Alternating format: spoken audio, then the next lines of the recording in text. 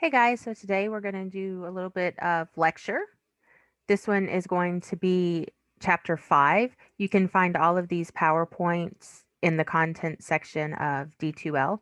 I'm only going to do one PowerPoint at a time so that these don't get super crazy long. So like I said, this one is going to be chapter 5, preparing and outlining your speech.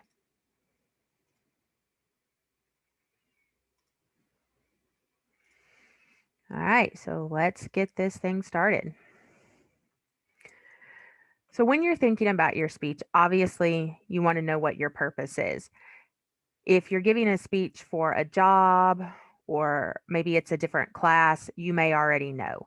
For this class, because you're having to come up with your own topics, makes it a little bit more difficult or fun, depending on how you look at it. What you do know is the general purpose, though. So for this first speech, it's going to be to inform. When you think about this, basically think about what I'm doing right now. Think about a lecture, something like that. You're just teaching, trying to get someone to understand what you want to talk about, but you're not trying to change their mind or get them to do anything. You just want to inform them. Our next speech that we'll be doing is going to be your persuasive. Again, exactly what it sounds like. You're trying to persuade someone. Maybe you want to get them to do something. You want them to, say, maybe donate blood, or you want them to start recycling, anything like that. We've all done it. Just think back to when you were a kid and you were trying to persuade your parents to do what you wanted them to do. Then you have demonstrative speeches, demonstrative, you're demonstrating something. So again, that one is it's an informative speech, but you're using some sort of an action. Think cooking show, Bob Ross painting, stuff like that. Then of course we have what we call our entertaining speeches. This one I do think is kind of funny because it does have a eulogy listed in here. I'm not 100% sure you can consider a eulogy an entertaining speech. I mean, I guess maybe, possibly, if your Uncle Billy Joe Bob died and you're going to give a eulogy for him, I guess it could be entertaining, especially if maybe, say, he was a poacher and you get up there and talk about all that. But again, who knows? But they do have it considered as an entertaining speech. So I talked about this just a little bit in the other video. Pick what you know about. Obviously, I told you in that one first, think about what you're passionate about, but make sure you know about it. Pick something that you think is interesting. Try to pick something relatable.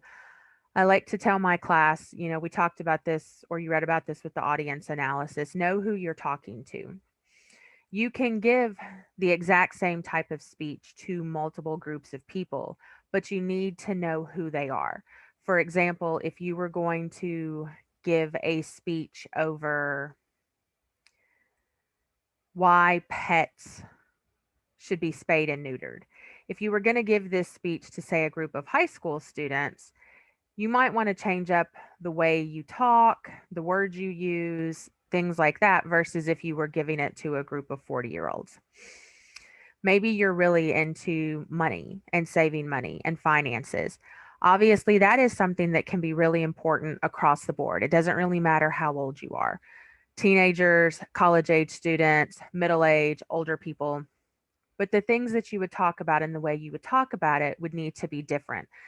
If you're talking to a group of college students versus a group of people that are, say, in their 40s, 50s, or 60s, you're going to kind of change it up. You're still going to talk about saving money and the importance of saving money, but you're going to have to do it a little bit differently. For this, it also says pick what you want to know about. The For this particular class, you might want to stick with something that you already know because this is a really quick class. But let's say maybe you're in a history class and you get to pick any topic you want, and you don't know a whole lot about Prohibition or the Salem witch trials. You could always pick that topic so you can learn more about it. It does say that topics are difficult when you're not given one. They can be, but I have given you a list to kind of help you out.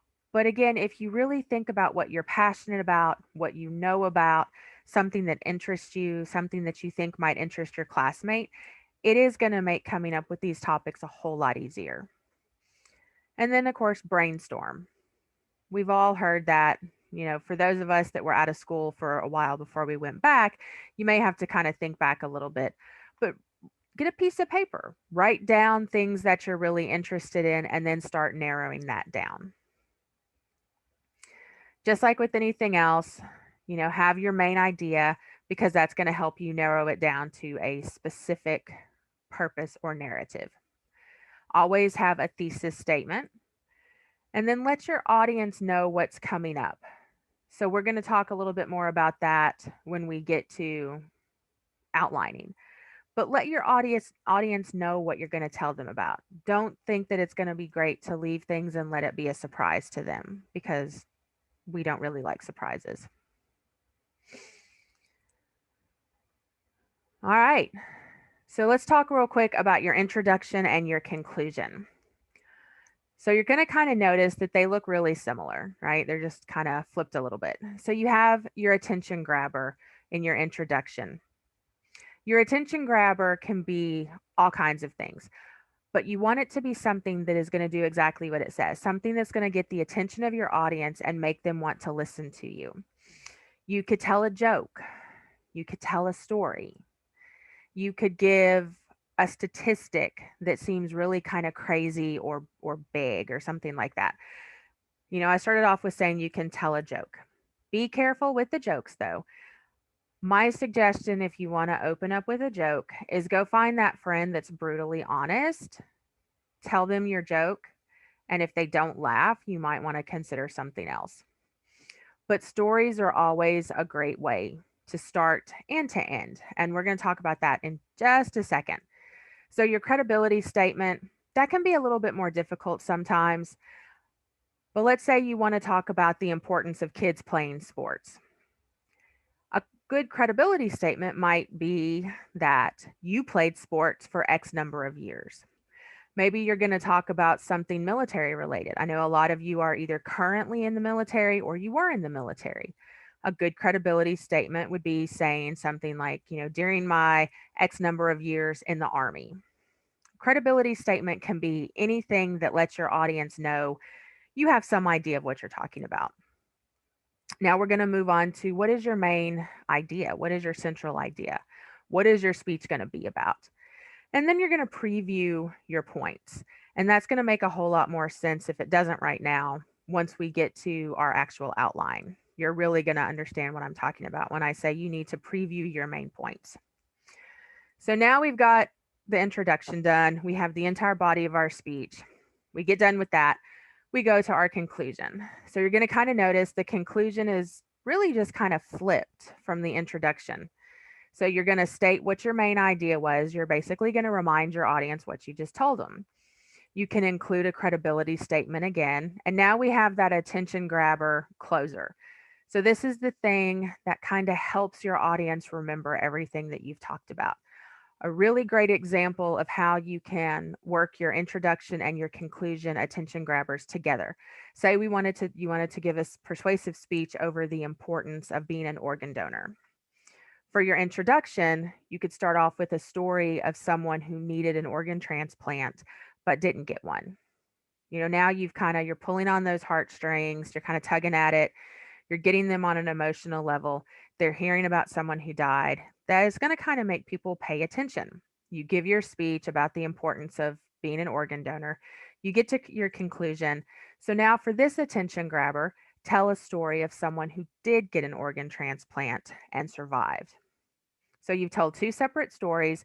They're connected and they're connecting the beginning and the end of your speech.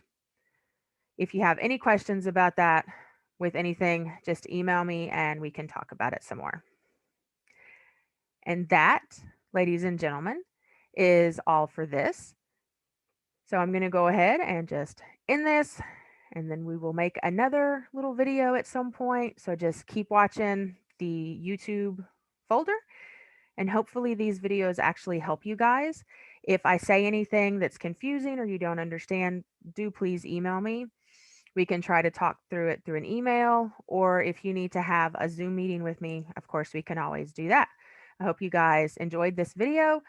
Let me know if it sucked, because of course I'm not used to doing this either. So yeah, let me know if this sucked or if you did actually enjoy it. and if it was helpful. All right, guys, I will talk to you later. Have a great one.